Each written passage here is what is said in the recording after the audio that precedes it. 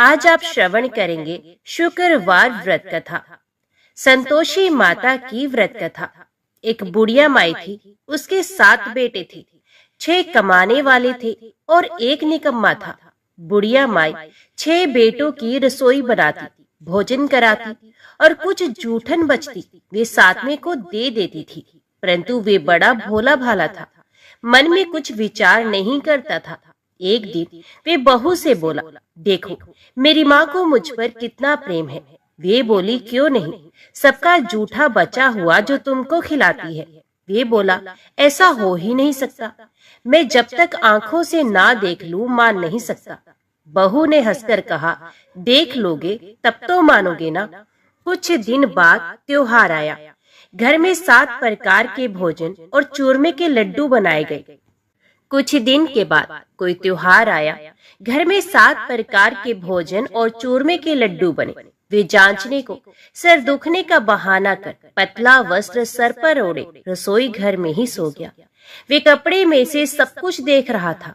6 भाई भोजन करने आए। उसने देखा माँ ने उनके लिए सुंदर आसन बिछाया, नाना प्रकार की रसोई परोसी और आग्रह करके उन्हें जिमाया। वे देखता रहा। 6 भोजन करके उठे। तब माँ ने उनकी जूठी थालियों में से लड्डुओं के टुकड़े उठाकर एक लड्डू बना दिया। जूठन साफ कर बुढ़िया माँ ने उसे पुकारा, बेटा 6 भाई भोजन कर गए हैं, अब तू ही बाकी है, उठ, तू कब खाएगा। वे कहने लगा, माँ मुझे भोजन नहीं करना, मैं अब परदेश ही जा रहा हूँ। माँ ने कहा, कल जाता हो तो आज चला जा। वे बोला, हाँ आज ही जा रहा हूँ। ये कहकर वे घर से निकल गया। चलते समय स्त्री की याद आ गई और वे गौशाला में चला गया, जहाँ उसकी स्त्री कंडे थाप रही थी। वहां जाकर वे अपनी स्त्री से बोला, हम जावे परदेश, आवेंगे कुछ काल, तुम रहियो संतोष से, धर्म अपनो पाल। वे बोली, जाओ पिया आनंद से, हमारो सोच हटाए, राम भरोसे हम रहे, ईश्वर तुम्हें सहाय। 2 निशानी अपनी देख धरू मैं धीर, सुध मत हमारी बिसारियो, रखियो मन गंभीर। वे बोला, मेरे पास तो कुछ भी नहीं है, यही एक अंगूठी है, सो ले लो और अपनी कुछ निशानी मुझे दे दो। तो वे बोली, मेरे पास क्या है, ये गोबर भरा हाथ है। ये कहकर उसकी पीठ पर गोबर के हाथ की थाप मार दी। वे चला गया। चलते चलते दूर देश पहुंचा। वहां एक शाहूकार की दुकान थी। वहां जाकर कहने लगा, भाई मुझे नौकरी पर रख लो। शाहूकार को जरूरत थी और वे बोला, रह जा। लड़के ने पूछा, तनख्वाह क्या दोगे? तो शाहूकार ने कहा, काम देखकर दाम मिलेंगे। शाहूकार की नौकरी मिली। वे सुबह 6 बजे से रात के 10 बजे तक नौकरी पर जाने लगा। कुछ दिनों में दुकान का सारा लेन देन, हिसाब किताब, ग्राहकों को माल बेचना, सारा काम करने लगा। शाहूकार के 7-8 नौकर थे। वे सब चक्कर खाने लगे। ये तो बहुत होशियार बन गया। सेठ ने भी काम देखा और 3 महीने में ही उसे आधे मुनाफे का हिस्सेदार भी बना लिया। वे कुछ वर्ष में ही नामी सेठ बन गया और मालिक सारा कारोबार उस पर छोड़कर चला गया। अब बहू पर क्या बीती वो सुनो। सास ससुर उसे दुख देने लगे। सारी गृहस्थी का काम करा के उसे लकड़ी लेने जंगल में भेजते। इस बीच घर के आटे से जो भूसी निकलती उसकी रोटी बनाकर रख दी जाती और फूटे नारियल की नारेली में पानी। इस तरह दिन बीतते रहे। एक दिन वे लकड़ी लेने जा रही थी। रास्ते में बहुत सी स्त्रियां संतोषी माता का व्रत करती हुई दिखाई दी। वे वहां खड़ी होकर कथा सुनने लगी और उनसे पूछने लगी, हे बहनों, तुम किस देवता का व्रत करती हो और उसके करने से क्या फल मिलता है? इस व्रत को करने की क्या विधि है? यदि तुम अपने इस व्रत का विधान मुझे समझाकर कहोगी तो मैं तुम्हारा बड़ा एहसान मानूंगी। तब उनमें से एक स्त्री बोली, सुनो, ये संतोषी माता का व्रत है। इसके करने से निर्धनता, दरिद्रता का नाश होता है, लक्ष्मी आती है, मन की चिंताएं दूर होती हैं, घर में सुख होने से मन को प्रसन्नता और शांति मिलती है, निपुति को पुत्र मिलता है, प्रीतम बाहर गया हो तो शीघ्र घर आता है, कंवारी कन्या को मनपसंद वर मिलता है, राजद्वारे में बहुत दिनों से मुकदमा चल रहा हो तो वो खत्म हो जाता है, कलह क्लेश की निवृत्ति हो, सुख शांति हो जाती है, घर में धन जमा हो, पैसा जायदाद का लाभ हो, रोग दूर हो जाए तथा जो कुछ मन में कामना हो सो सब संतोषी माता की कृपा से पूरी हो जाए, इसमें कोई संदेह नहीं। वे पूछने लगी, ये व्रत कैसे किया जाए, ये भी बताओ तो बड़ी कृपा होगी। वे कहने लगी, 1.25 आने का गुड़ चना लेना, इच्छा हो तो 5.25 आने का लेना, या 1.25 रुपए का भी सहूलियत के अनुसार लेवे, बिना परेशानी और श्रद्धा व प्रेम से जितना भी बन पड़े सवाया लेना। प्रत्येक शुक्रवार को निराहार रहकर कथा सुनना, इसके बीच क्रम टूटे नहीं, लगातार नियम का पालन करना। सुनने वाला कोई ना मिले तो घी का दीपक जलाकर उसके आगे या जल के पात्र को सामने रखकर कथा कहना, परंतु नियम ना टूटे। जब कार्य सिद्ध ना हो नियम का पालन करना और कार्य सिद्ध हो जाने पर व्रत का उद्यापन करना। 3 मास में माता फल पूरा करती हैं। यदि किसी के ग्रह खोटे भी हों तो भी माता वर्ष भर में कार्य सिद्ध करती हैं। फल सिद्ध होने पर उद्यापन करना चाहिए, बीच में नहीं। उद्यापन में 2.5 सेर आटे का खाजा तथा इसी परिमाण से खीर तथा चने का साग करना, 8 लड़कों को भोजन कराना, जहाँ तक मिले देवर जेठ भाई बंधु के हों, ना मिले तो रिश्तेदारों और पास पड़ोसियों को बुलाना, उन्हें भोजन करा, यथाशक्ति दक्षिणा दे, माता का नियम पूरा करना। उस दिन घर में खटाई ना खाई जाए। ये सुन बुढ़िया के लड़के की बहू चल दी, रास्ते में लकड़ी के बोझ को बेच दिया और उन पैसों से गुड़ चना ले माता के व्रत की तैयारी कर आगे चली गई और सामने मंदिर देखकर पूछने लगी, ये मंदिर किसका है? सब कहने लगे, माता संतोषी का मंदिर है। ये सुनकर माता के मंदिर में जाकर चरणों में लौटने लगी, दीन हो विनती करने लगी, माँ मैं निपट अज्ञानी हूँ, व्रत के कुछ भी नियम नहीं जानती, मैं दुखी हूँ। हे माता, हे जगत जननी, मेरा दुख दूर कर, मैं तेरी शरण में हूँ। माता को दया आई। एक शुक्रवार बीता कि दूसरे को उसके पति का पत्र आ गया और तीसरे शुक्रवार को उसका भेजा हुआ पैसा पहुंचा। ये देख जेठ जेठानी मुंह सिकोड़ने लगे, इतने दिनों में इतना पैसा आया, इसमें क्या बढ़ाई है? लड़के ताने देने लगे, काकी के पास पत्र आने लगे, रुपया आने लगा। अब तो काकी की खातिर बढ़ेगी, अब तो काकी बोलने से भी नहीं बोलेगी। बेचारी सरलता से कहती, भैया कागज आवे रुपया आवे, हम सबके लिए अच्छा है। ऐसा कहकर आंखों में आंसू भरकर संतोषी माता के मंदिर में आकर मातेश्वरी के चरणों में गिरकर रोने लगी। माँ, मैंने तुमसे पैसा कब मांगा है? मुझे पैसे से क्या काम है? मुझे तो अपने सुहाग से काम है, मैं तो अपने स्वामी के दर्शन मांगती हूँ। तब माता ने प्रसन्न होकर कहा, जा बेटी, तेरा स्वामी आएगा। ये सुनकर खुशी से बावली होकर घर में जाकर काम करने लगी। अब संतोषी माँ विचार करने लगी, इस भोली पुत्री को मैंने कह तो दिया कि तेरा पति आएगा, पर कैसे? वे तो इसे स्वप्न में भी याद नहीं करता। उसे याद दिलाने के लिए मुझे ही कुछ करना होगा, मुझे ही जाना पड़ेगा। इस तरह माताजी उस बुढ़िया के बेटे के पास जाकर स्वप्न में प्रकट होकर कहने लगी, शाहूकार के बेटे सो रहा है या जागता है? वे कहने लगा, माता सोता भी हूँ, जागता भी नहीं हूँ, कहो क्या आज्ञा है? माँ कहने लगी, तेरे घर बार कुछ है कि नहीं? वे बोला, मेरे पास सब कुछ है, माँ बाप है, बहू है, क्या कमी है? तो माँ बोली, भोले पुत्र, तेरी बहू घोर कष्ट उठा रही है, तेरे माँ बाप उसे त्रास दे रहे हैं, वे तेरे लिए तरस रही है, तू उसकी सुध ले।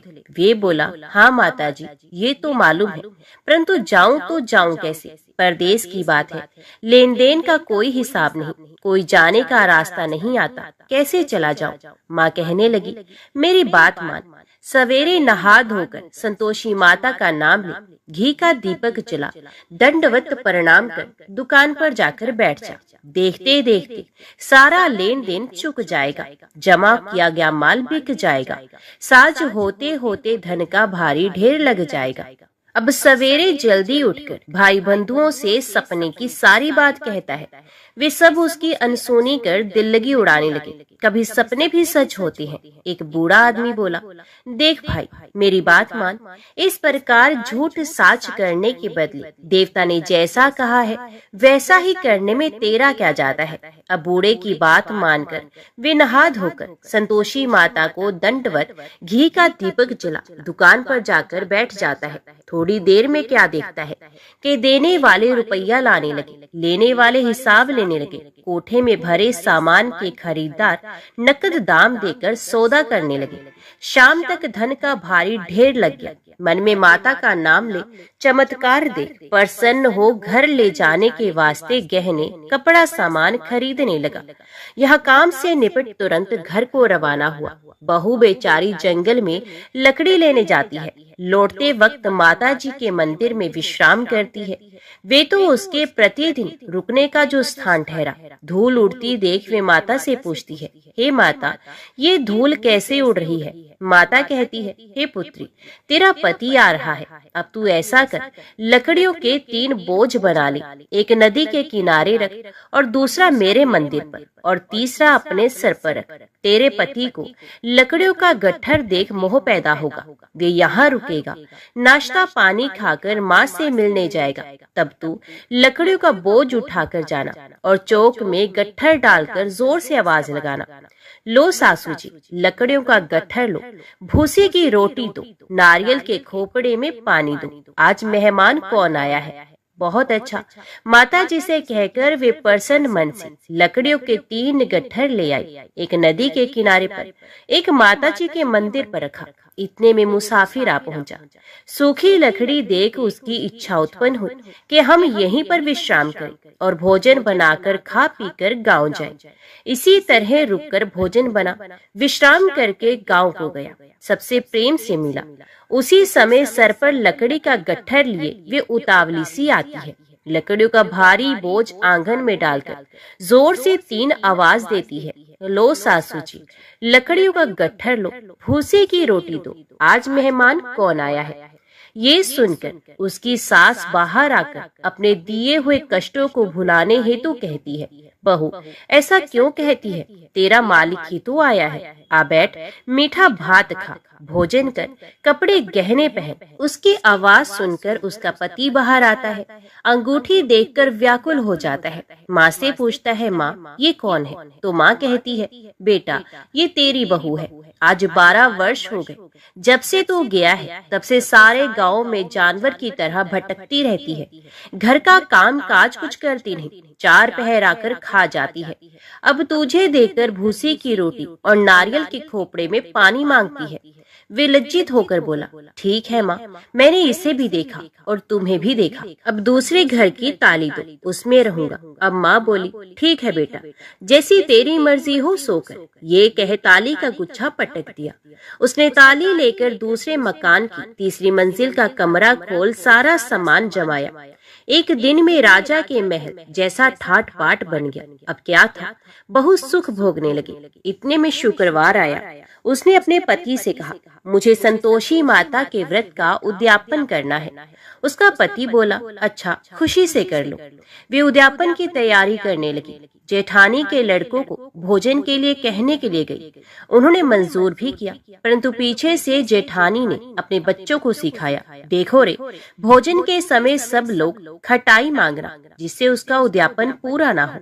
लड़के जिमने आए, खीर खाना पेट भर खाया, परंतु बाद में खाते ही कहने लगे, हमें खटाई दो, खीर खाना हमको नहीं भाता, देखकर अरुचि होती है। वे कहने लगी, भाई खटाई किसी को नहीं दी जाएगी, ये तो संतोषी माता का प्रसाद है। लड़के उठ खड़े हुए, बोले, पैसा लाओ। भोली बहू कुछ जानती नहीं थी, उन्हें पैसे दे दिए। लड़के उसी समय हट करके इमली खटाई ले खाने गए। ये देखकर बहू पर माताजी ने कोप किया। राजा के दूत उसके पति को पकड़ कर ले गए। जेठ जेठानी मन माने वचन कहने लगे, लूट लूट कर धन इकट्ठा कर लाया है, अब सब मालूम पड़ जाएगा जब जेल की मार खाएगा। बहू से ये वचन सहन नहीं हुए। रोती हुई माता जी के मंदिर में गई और कहने लगी, हे माता, तुमने क्या किया? हंसाकर भक्तों को रुलाने लगी। तो माता बोली, बेटी, तूने उद्यापन करके मेरा व्रत भंग किया है। इतनी जल्दी सब बातें कैसे भूल गई? वे कहने लगी, माता भूलती तो नहीं, ना कुछ अपराध किया, मैंने तो भूल से लड़कों को पैसे दे दिए थे, मुझे क्षमा कर दो, मैं फिर तुम्हारा उद्यापन करूंगी। माँ बोली, अब भूल मत करना। वे कहती है, अब भूल नहीं होगी, अब बताओ वे कैसे आएंगे? माँ बोली, जा पुत्री, तेरा पति तुझे रास्ते में आता मिलेगा। वे निकली, राह में पति आता ही मिला। वे पूछती है, तुम कहाँ गए थे? तो वे कहने लगा, इतना धन जो कमाया है उसका टैक्स राजा ने मांगा था, वे भरने गया था। वे प्रसन्न होकर बोली, भला हुआ, अब घर को चलो। घर गए। कुछ दिन बाद फिर शुक्रवार आया। वे बोली, मुझे फिर माता का उद्यापन करना है। पति ने कहा, करो। बहू फिर जेठ के लड़कों को भोजन को कहने लगी। जेठानी ने एक दो बातें सुनाई और सब लड़कों को सिखाने लगी, तुम सब लोग पहले ही खटाई मांगना। लड़के भोजन से पहले कहने लगे, हमें खीर नहीं खानी, हमारा जी बिगड़ता है, कुछ खटाई खाने को दो। वे बोली, खटाई किसी को नहीं मिलेगी, आना हो तो आओ। वे ब्राह्मण के लड़के लाकर भोजन कराने लगे। यथाशक्ति दक्षिणा दी, जगह एक एक फल उन्हें दिया। संतोषी माता प्रसन्न हुई। माता की कृपा होते ही 9वें मास में उसके चंद्रमा के समान सुंदर पुत्र प्राप्त किया। पुत्र को पाकर प्रतिदिन माता जी के मंदिर को जाने लगी। माँ ने सोचा कि रोज आती है, आज क्यों ना इसके घर चलो, इसका आसरा देख लो। ये विचार कर माता ने भयानक रूप बनाया। गुड़ चने से सना मुख, ऊपर सूंड के समान हो, उस पर मक्खियां भिन भिन कर रही थी। देहली पर पैर रखते ही उसकी सांस चिल्लाई, देखो रे, कोई चुड़ैल डाकिन चली आ रही है, लड़को इसे भगाओ, नहीं तो किसी को खा जाएगी। लड़के भगाने लगे, चिल्लाकर खिड़की बंद करने लगे। बहू रोशनदान में से देख रही थी, प्रसन्नता से पगली बन चिल्लाने लगी, आज मेरी माता जी मेरे घर आई हैं। वे बच्चे को दूध पीने से हटाती है। इतने में सास का क्रोध फट गया। वे बोली, रान, देखकर क्या उतावली हुई है, बच्चे को पटक दिया। इतने में माँ के प्रताप से लड़के ही लड़के नजर आने लगे। वे बोली, माँ, मैं जिसका व्रत करती हूँ ये वही संतोषी माता है। इतना कहकर झट से सारे किवाड़ खोल दिए। सबने माता जी के चरण पकड़ ले और विनती कर कर कहने लगे, हे माता, हम मूर्ख हैं, अज्ञानी हैं, तुम्हारे व्रत की विधि हम नहीं जानते, व्रत भंग कर हमने बड़ा अपराध किया है। हे जगमाता, आप हमारा अपराध क्षमा करें। इस प्रकार माता प्रसन्न हुई। बहू को प्रसन्न हो, जैसा फल दिया वैसा माता सबको दे, जो पड़े उसका मनोरथ पूर्ण हो। तो बोलो संतोषी माता की जय। अभी श्रवण कीजिए वैभव लक्ष्मी व्रत की कथा। एक बड़ा शहर था। इस शहर में लाखों लोग रहते थे। पहले के जमाने के लोग साथ साथ रहा करते थे और एक दूसरे के काम आते थे, पर नए जमाने के लोगों का स्वरूप ही अलग सा है। सब अपने अपने काम में रत रहते हैं, किसी को किसी की परवाह नहीं। घर के सदस्यों को भी एक दूसरे की परवाह नहीं होती है। भजन कीर्तन, भक्ति भाव, दया माया, परोपकार जैसे संस्कार जैसे कम हो गए हैं। शहर में बुराइयां बढ़ गई हैं। शराब, जुआ, रेस, व्यभिचार, चोरी, डकैती आदि बहुत से अपराध शहर में होते हैं। कहावत है कि हजारों निराशा में एक अमर आशा छिपी हुई है। इसी तरह इतनी सारी बुराइयों के बावजूद शहर में कुछ अच्छे लोग भी रहते थे। ऐसे अच्छे लोगों में शीला और उनके पति की गृहस्थी मानी जाती थी। शीला धार्मिक प्रकृति की और संतोषी थी। उसका पति भी विवेकी और सुशील था। शीला और उनका पति ईमानदारी से जीते थे। वे किसी की बुराई नहीं करते थे और प्रभु भजन में अच्छी तरह समय व्यतीत करते थे। उनकी गृहस्थी आदर्श गृहस्थी थी और शहर के लोग उनकी गृहस्थी की सराहना करते थे। शीला की गृहस्थी इसी तरह खुशी खुशी चल रही थी, पर कहा जाता है कि कर्म की गति अटल है। विधाता के लिखे लेख कोई नहीं समझ सकता। इंसान का नसीब पल भर में राजा को रंक बना देता है और रंक को राजा। शीला के पति के अगले जन्म के कर्म भोगने बाकी रह गए होंगे कि वे बुरे लोगों से दोस्ती कर बैठा। ये जल्द से जल्द करोड़पति होने के ख्वाब देखने लगा। इसलिए वे गलत रास्ते पर चल निकला और करोड़पति की बजाय रोडपति बन गया, यानी रास्ते पर भटकते भिखारी जैसे उसकी स्थिति हो गई थी। शहर में शराब, जुआ, रेस, चरस, गांजा आदि बदियां फैली हुई थी। उसमें शीला का पति भी फंस गया।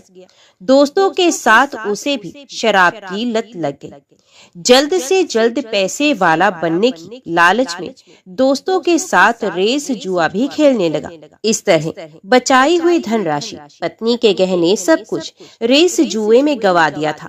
समय के परिवर्तन के साथ घर में दरिद्रता और भूखमरी फैल गई। सुख से खाने की बजाय 2 वक्त के भोजन के लाले पड़ गए और शीला को पति की गालियां खाने का वक्त आ गया था। शीला सुशील और संस्कारी स्त्री थी। उसको पति के बर्ताव से बहुत दुख हुआ, किंतु वे भगवान पर भरोसा करके बड़ा दिल रखकर दुख सहने लगी।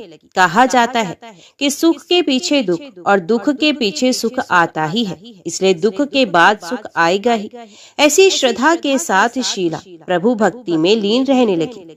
इस तरह शीला असहनीय दुख सहते सहते प्रभु भक्ति में वक्त बिताने लगी। अचानक एक दिन दोपहर में उनके द्वार पर किसी ने दस्तक दी। शीला सोच में पड़ गई कि मुझ जैसे गरीब के घर इस वक्त कौन आया होगा।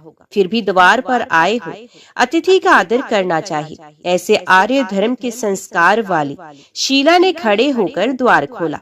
देखा तो एक मांझी खड़ी थी। वे बड़ी ही उम्र की लगती थी, किंतु उनके चेहरे पर अलौकिक तेज निखर रहा था। उनकी आंखों में से मानो अमृत बह रहा था। उनका भव्य चेहरा करुणा और प्यार से छलकता था।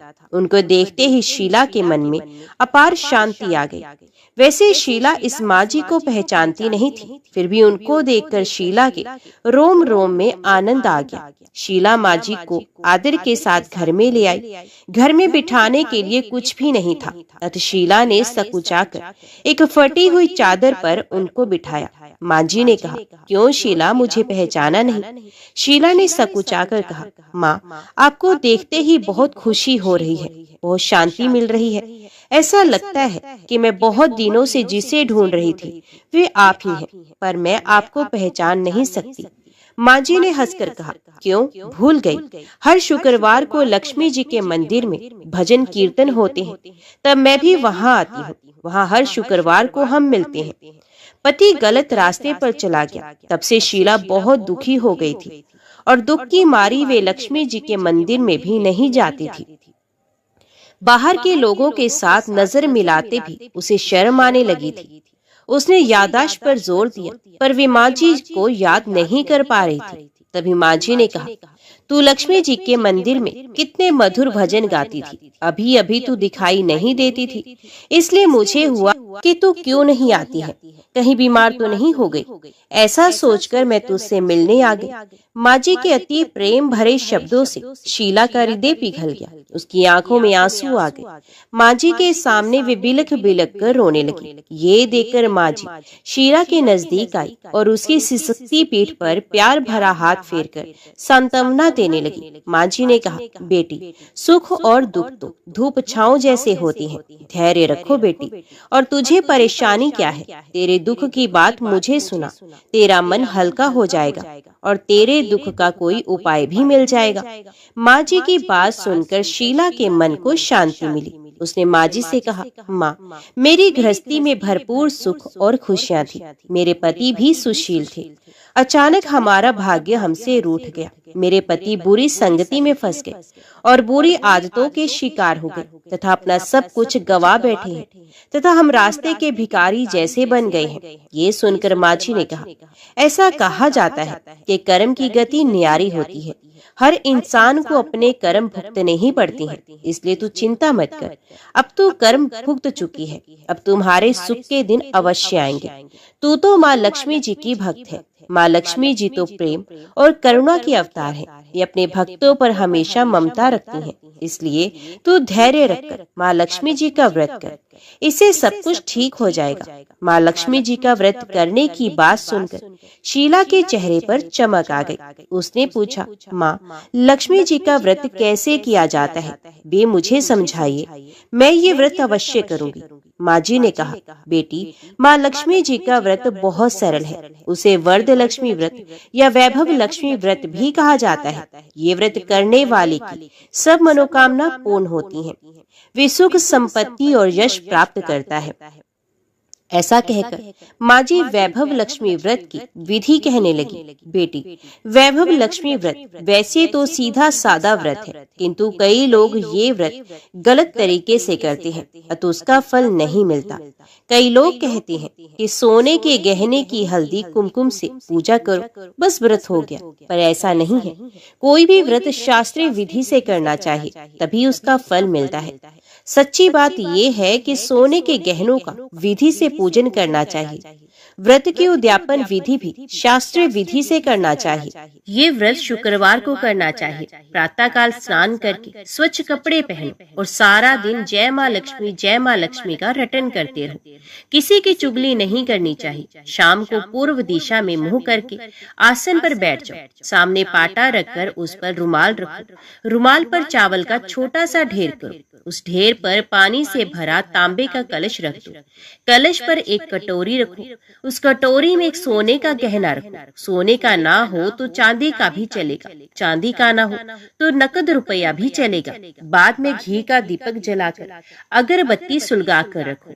माँ लक्ष्मी जी के बहुत स्वरूप है और माँ लक्ष्मी जी को श्रीयंत्र अति प्रिय है। अतः वैभव लक्ष्मी के पूजन विधि करते वक्त सर्वप्रथम श्रीयंत्र और लक्ष्मी जी के विधि स्वरूपों का सच्चे दिल से दर्शन करो। उसके बाद लक्ष्मी स्तवन का पाठ करो। बाद में कटोरी में रखे हुए गहने या रुपए को हल्दी, कुमकुम और चावल चढ़ाकर पूजा करो और लाल रंग का फूल चढ़ाओ।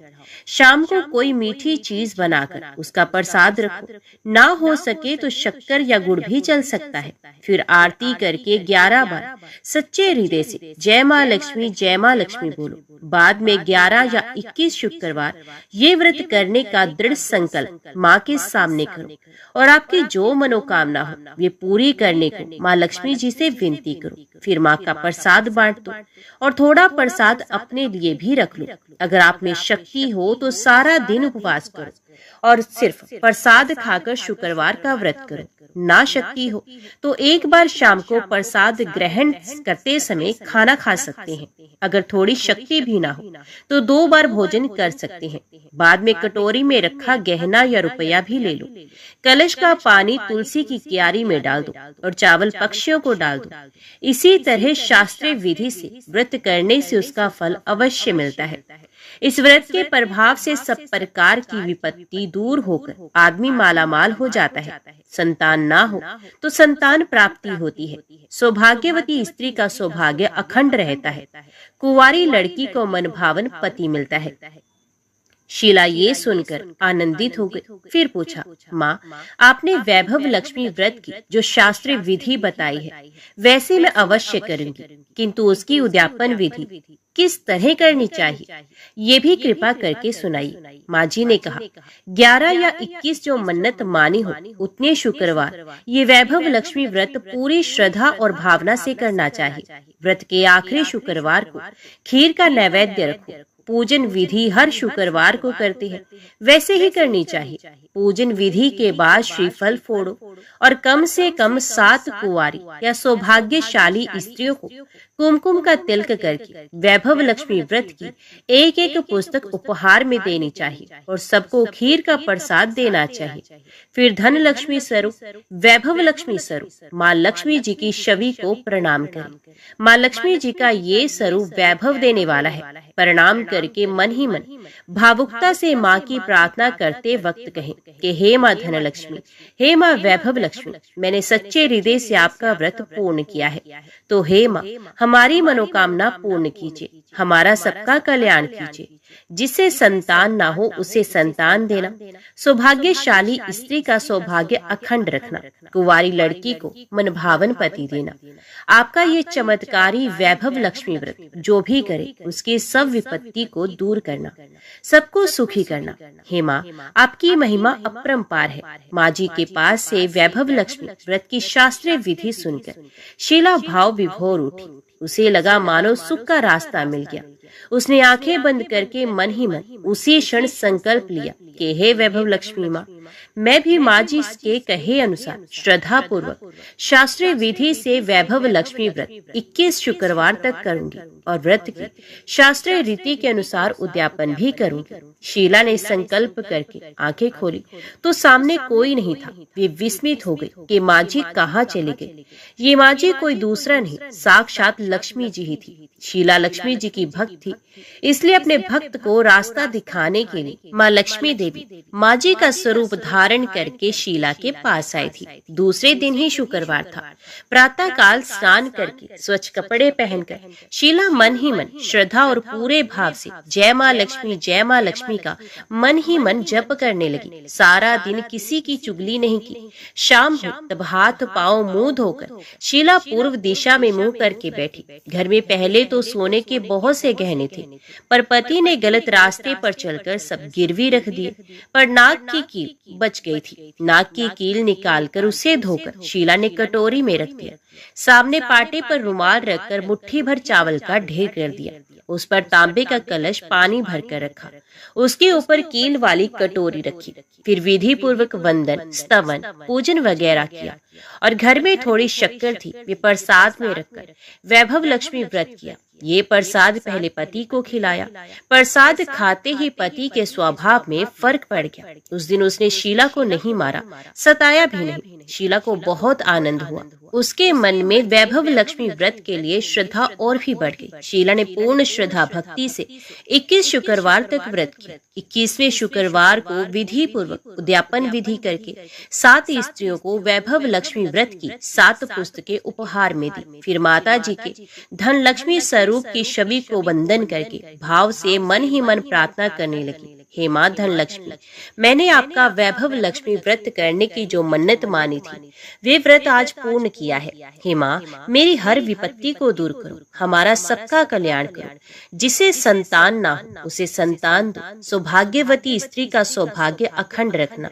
कुंवारी लड़की को मनभावन पति देना। जो कोई आपका ये चमत्कारी वैभव लक्ष्मी व्रत करे, उसकी सब विपत्ति को दूर करना, सबको सुखी रखना। माँ, हे माँ, आपकी महिमा अपार है। ऐसा बोलकर लक्ष्मी जी के धन लक्ष्मी स्वरूप की छवि को प्रणाम किया। इस तरह शास्त्रीय विधि से शीला ने श्रद्धा से व्रत किया और तुरंत ही उसे फल मिला। उसका पति सही रास्ते पर चलने लगा और अच्छा आदमी बन गया तथा कड़ी मेहनत से व्यवसाय करने लगा। धीरे धीरे समय परिवर्तित हुआ और उसने शीला के गिरवी रखे हुए गहने भी छुड़ा लिए। घर में धन की बाढ़ सी आ गई। घर में पहले जैसे सुख शांति छा गई। वैभव लक्ष्मी व्रत का प्रभाव देखकर मोहल्ले की दूसरी स्त्रियां भी शास्त्रीय विधि से माता वैभव लक्ष्मी का व्रत करने लगी। हे माँ धन लक्ष्मी, आप जैसे शीला पर प्रसन्न हुई, उसी तरह आपका व्रत करने वाले सब पर प्रसन्न होना, सबको सुख शांति देना। जय धन लक्ष्मी माँ, जय वैभव लक्ष्मी माँ। अभी श्रवण करते हैं माता लक्ष्मी की आरती।